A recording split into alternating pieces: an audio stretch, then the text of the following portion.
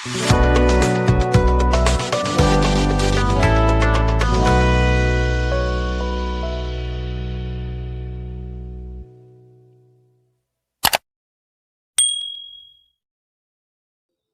Finally most anticipated border Gavaskar trophy का शुरुआत हो चुका है। और पहले दिन का खेल अब देखो बहुत ही ज़बरदस्त रहा है, जहाँ पे पहले तो लगा कि टीम इंडिया बुरी तरीके से फंस गई है, जहाँ पे 150 रन पे ऑल आउट हो गए पर्थ में, जो एक तरह से पहला मैच खेला जा रहा था। लेकिन वहाँ पे देखो कि डे वन के स्टंप्स होते होते टीम इंडिया ने बॉलिंग के थ्रू कमबैक कर लिया है। ऑस्ट्रेलिया अभी भी देखो 83 रन पीछे हैं, 67 रन पे उनके 7 विकेट गिर चुके हैं। किसी ने बिलीव नहीं किया था कि डे वन के एंड पे इस प्रकार का कुछ हाल होगा कि 17 विकेट गिर जाएंगे पहले टेस्ट में, वो भी पहले दिन के अंदर ही। लेकिन एक कुछ चीज़ एक तरह से घटी है, दोनों टीमों के जो बल्लेबाज थे वो थोड़े से आउट ऑफ कलर दिखे। वो ट्रेडिशनल जो टेस्ट क्रिकेट की बैटिंग होती है वो कर नहीं पाए। और दूसरी तरफ दोनों ही टीमों के जो गेंदबाज हैं बहुत ही टॉप क्वालिटी के हैं, जहाँ पे एक साइड पे हमें देखो Mitchell Starc, Josh Hazlewood, PAT Cummins और मिच मार्श जैसे गेंदबाज दिखे, तो दूसरे साइड अगर आप देखो जसप्रीत बुमराह और मोहम्मद सिराज दिखे, और साथ ही दिखे हर्षित राणा, जिन्होंने टेस्ट डेब्यू में आप देखो ट्रेविस हेड को बोल्ड मारा। तो काफ़ी फैंस एक तरह से उनके लिए खुश थे कि जिस तरह से कि लगातार उनको स्क्वाड में तो रख रहे हैं बट अपॉर्चुनिटीज़ दे नहीं रहे हैं, बट फाइनली उनको एक तरह से डेब्यू करने का मौका मिला और उन्होंने कमाल कर दिया बॉल के साथ। और साथ ही अगर आप देखो एक और डेब्यूटेंट नीतीश कुमार रेड्डी, उन्होंने बैट के साथ भी कमाल किया है, हाईएस्ट रन गेटर रहे टीम इंडिया की तरफ से। ओवरऑल मैच के बारे में अब देखो बहुत ज़्यादा इंतज़ार था, आई थिंक बहुत ज़्यादा एक्साइटमेंट थी ऑस्ट्रेलियन मीडिया में और इंडियन मीडिया में भी। ऑब्वियसली एक बहुत ही ज़बरदस्त सीरीज़ है एंड इसका एक तरह से इंतज़ार रहता है। इसी दौरान अगर आप देखो मेगा ऑक्शन भी होना है, लेकिन अब लग रहा है कि शायद ये टेस्ट मैच जो कि वो मेगा ऑक्शन तक लास्ट नहीं करेगा, उससे पहले ही ख़त्म हो सकता है। क्योंकि पहले दिन पर अब देखो 17 विकेट गिर गए हैं, तो अभी देखो ऑक्शन से पहले तो पूरे के पूरे 2 दिन एक तरह से गेम होना है एंड मोस्ट लाइकली जो रिजल्ट है उसी के बीच एक तरह से आ सकता है। तो ऑब्वियसली आप लोगों ने एक तरह से फॉलो किया होगा, ये थोड़ा सा डिफरेंट वाइब देता है, क्योंकि ऑब्वियसली जब बॉर्डर गावस्कर ट्रॉफी आता है स्पेशली इन ऑस्ट्रेलियन कंडीशन, थोड़ा सा टाइमिंग चेंज रहता है, क्योंकि यहाँ पे सुबह सुबह मैचेस होते हैं।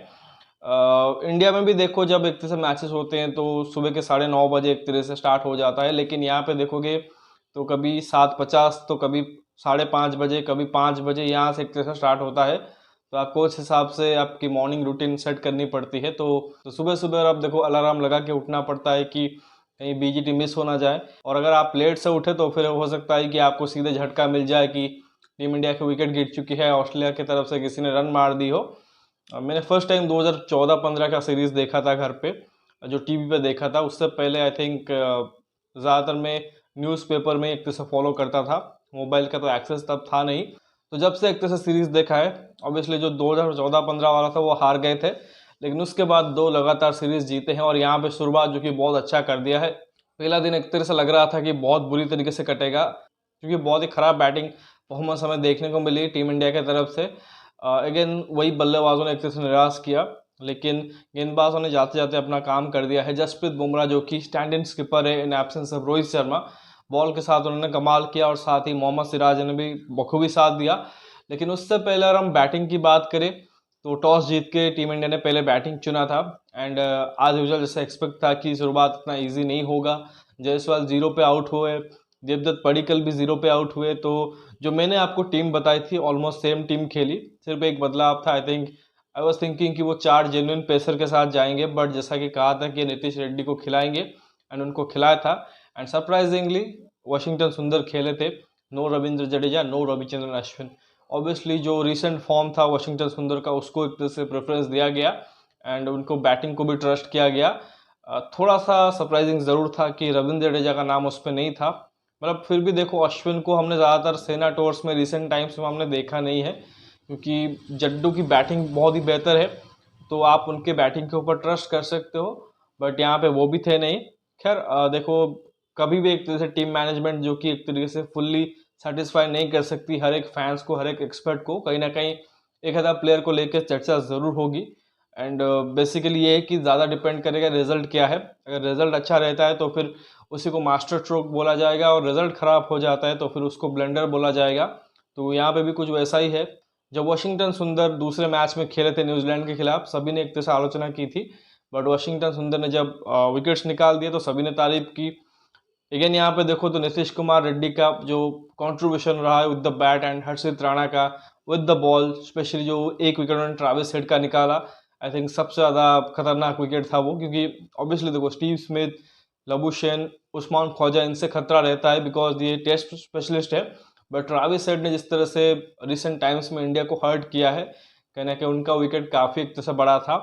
तो खैर जैसा ही कहा कि बैटिंग में जो हमारे जो टॉप ऑर्डर के बैट्समैन थे, यंग बैट्समैन थे जो कि फर्स्ट टाइम टूर कर रहे थे इंटरनेशनल लेवल पे, वो जल्दी आउट हुए। लेकिन दूसरे एंड पे केएल राहुल रॉक सॉलिड दिख रहे थे, बहुत ही ज़बरदस्त बैटिंग कर रहे थे। एंड जैसा उन्होंने 2021 में इंग्लैंड टूर में भी किया था वैसे ही कॉम्पैक्ट दिख रहे थे। बट एक कॉन्ट्रोवर्शियल डिसीजन जहाँ पे majority of the people, expert सभी को लगा कि वो नॉट आउट थे, और ऑनफील्ड अंपायर ने भी नॉट आउट ही दिया था। बट थर्ड अंपायर ने प्रॉपर तरीके से उसको एक तरीके से चेक नहीं किया एंड सिर्फ आई थिंक एक ही एंगल देख के, जो कि कंक्लूसिव एविडेंस दे नहीं रहा था, उसको देख के ही उन्होंने जज कर लिया और केएल राहुल को आउट दे दिया।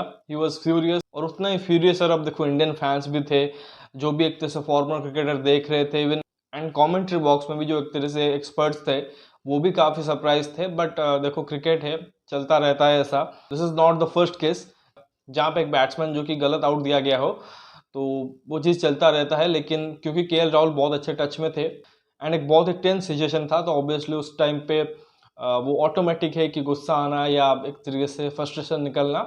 खैर केएल राहुल ने आई थिंक 26 रन शायद बनाए हैं, बट मोस्ट इंपोर्टेंटली देखो जो 60-70 बॉल उन्होंने खेली है वो काफ़ी वाइटल थे।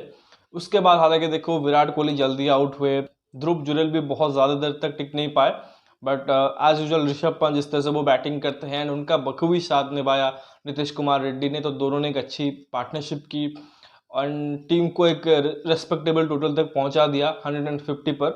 तो इन तीनों बल्लेबाज के कंट्रीब्यूशन के चलते टीम इंडिया जो कि 150 तक पहुंच पाई। हालांकि ये जो टोटल था वो बहुत ही एक तरह से निराशाजनक था। इतने भी खराब विकेट थी नहीं कि आप 150 पे ऑल आउट हो जाए। आई थिंक ये मिक्सचर था discipline bowling and some really poor shot selections. तो आई थिंक उस वजह से आप देखोगे ये जो कोलैप्स हमें देखने को मिला टीम इंडिया की तरफ से। उसके बाद एक तरह से लग रहा था कि लंबा दिन होने वाला है, क्योंकि ऑस्ट्रेलियन टीम हो सकता है यहाँ से एक तरह से बहुत अच्छी बैटिंग करके फर्स्ट इनिंग्स में लीड ले जाए। लेकिन हमारे जो गेंदबाज थे स्पेशली जसप्रीत बुमराह को, उनको कुछ एक तरह से अलग ही मंजूर था, तो उन्होंने पहले ही ओवर से अब देखो वो एक तरह से प्रेशर बिल्ड करना स्टार्ट कर दिया। And to be honest Australian team हमसे ज़्यादा वल्नरेबल दिखी इन कंडीशन में, उनके बैटर्स और भी ज़्यादा पैनिक करते हुए दिखाई दिए। वहाँ पे भी देखोगे जैसे मैक्सवेनी उनके एक नए ओपनर आए हैं, उसके अलावा Usman Khawaja, Steve Smith, Labuschagne वो उतना अच्छे फॉर्म में नहीं है अभी, तो उसका एक तरह से इंडियन गेंदबाजों ने बखूबी फ़ायदा उठाया। किसी भी बैट्समैन ने कोई बहुत अच्छा बैटिंग नहीं किया। मार्नस लबुशेन बहुत देर तक खड़े रहे, उनका एक कैच भी ड्रॉप हुआ विराट के हाथों। That was very funny incident कि बुमराह ने बॉल डाला, एज लगा, विराट के पास बॉल गया और सबको लगा कि विराट ने कैच पकड़ लिया है, वो सेलिब्रेट करने लग गए थे। बट तब तक एक तरह से विराट के हाथ से बॉल छिटक चुका था एंड वो मतलब कैच मिस हो चुका था। तो that was very funny incident. But उस मोमेंट पे लगा कि शायद ये कहीं गलती ना हो गया हो, ऐसे कम स्कोर पे आप कैच छोड़ नहीं सकते। बट लबुशेन टोटली लॉस दिखे उस पारी में एंड बहुत ही धीमा खेले, तो बहुत ही खराब क्रिकेट देखने को मिली ऑस्ट्रेलिया की तरफ से भी। वो अभी 67 पर 7 डाउन है एंड अगर टीम इंडिया अपनी पुरानी गलती दोहराती नहीं है, मतलब जो टेलेंडर्स अगर पार्टनरशिप नहीं कर पाते हैं, आई थिंक अभी एलेक्स कैरी शायद खड़े हैं, उनके साथ मिस स्टैक है, तो बहुत जल्दी टीम इंडिया को उनको ऑल आउट कर देना चाहिए। कल सुबह अगर आप देखो तो आई थिंक अगले 20-30 रन में उनको आउट करना चाहिए जितनी जल्दी हो सके एंड एटलीस्ट 50-60 रन की आपके पास लीड हो और फिर दूसरे इनिंग्स में आप कोशिश करोगे कि 150-60 रन दोबारा से बना लिया जाए। I think that will be enough and this match is going to over by third day. I don't think कि this game will cross third day, मतलब चौथे दिन में जाने का कोई सवाल नहीं है। तो आईपीएल ऑक्शन को कुछ भी प्रभाव नहीं पड़ेगा, आप आराम से आईपीएल ऑक्शन फॉलो कर सकते हो। तो आई थिंक ये मोस्ट लाइकली तीसरे दिन टी से पहले मैच खत्म होने वाला है। जिस प्रकार की यहाँ पे पिच और जिस प्रकार की दोनों टीमों की बैटिंग है, क्रिकेट में कुछ भी हो सकता है कि अनलेस एंड अनटिल कोई बहुत ही ज़बरदस्त पारी खेल दे सेकेंड इनिंग्स में आके, चाहे इंडिया की तरफ से हो या फिर ऑस्ट्रेलिया की तरफ से, तब जाके मैच जो कि खिंच सकता है। बट आई डोंट थिंक ये बियॉन्ड थर्ड डे जाएगा।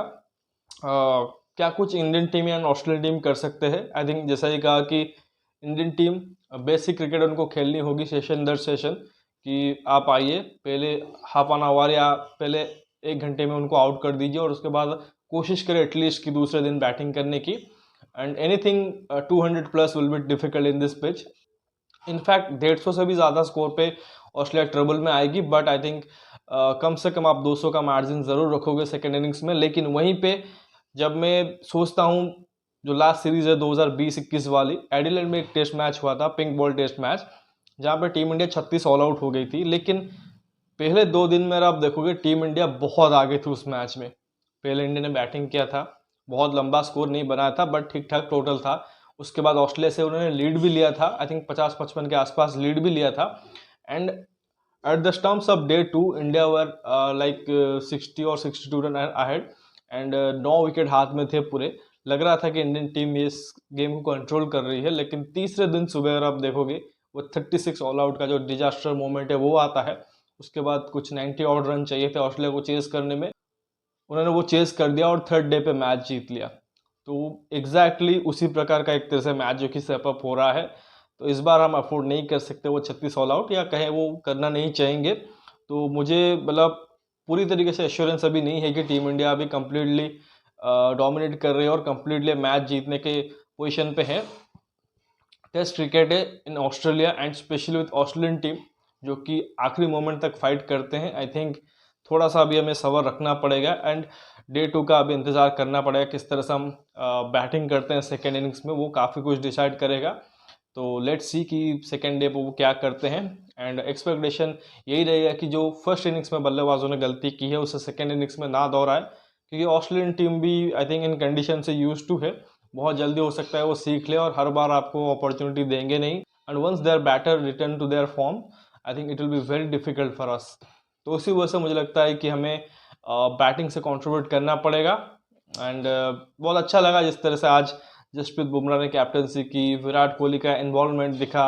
मतलब वो फील्ड प्लेसमेंट में लगातार बात भी कर रहे थे जसप्रीत बुमराह से। तो ओवरऑल एक फाइटिंग स्पिरिट टीम इंडिया को देखने को मिला। And specially the way KL Rahul dismissal happen, I think ये काफ़ी बड़ा एक तरीके से सीरीज होने वाला है इन टर्म्स ऑफ जो एक तरह से बैंटर हमें देखने को मिलेगा ऑन द फील्ड। पहले दिन भी कुछ झलक देखने को मिली एंड ये पूरे सीरीज में चलता रहेगा। तो एक ब्लॉकबस्टर बीजीटी के लिए आप एक तरह से रेडी रहिए, जो कि अगले 1-1.5 महीने चलने वाला है। तो लेट्स सी कि सेकेंड डे पे क्या रखा है। बाकी संडे को तो ऑक्शन है, तो उसका एक तरह से इंतज़ार रहेगा। बट आई थिंक ये 100% सर्टन अब लग रहा है कि ऑक्शन, जो कि एक तरह से 3-3:30 बजे स्टार्ट होगा इंडियन स्टैंडर्ड टाइम के हिसाब से, उससे पहले तक ही ये जो टेस्ट मैच है वो ख़त्म हो जाएगा संडे में। तो लेट्स सी। तो फिलहाल इस वीडियो में बस इतना ही। आशा करता हूँ कि आपने ज़रूर एक तरह से मैच देखा होगा और अच्छा भी लगा होगा आपको मैच। और साथ ही ये वीडियो अगर पसंद आया है, वीडियो को लाइक ज़रूर करिए और साथ ही चैनल को सब्सक्राइब जरूर करिए और दोस्तों को शेयर कर dीजिए। बाकी कमेंट सेक्शन में अपना राय ज़रूर रख सकते हो। आपको क्या लगता है कि क्या इंडियन टीम में मैच जीत सकती है कि नहीं, और अगर जीत रहे हैं तो फिर कितने टाइम में एक तरह से जीत रहे हैं। क्या ऑक्शन डे यानी कि थर्ड डे से पहले मैच खत्म हो जाएगा, या फिर ये ऑक्शन के बाद भी अगर आप देखो फोर्थ डे पे मैच जाएगा, तो उसके बारे में ज़रूर फीडबैक दीजिए। बाकी नोटिफिकेशन की घंटी दबा लीजिए ताकि हर एक वीडियो की अपडेट आपको टाइम पे मिलती रहे। मिलता है अगले वीडियो में, तब तक के लिए धन्यवाद। जय हिंद।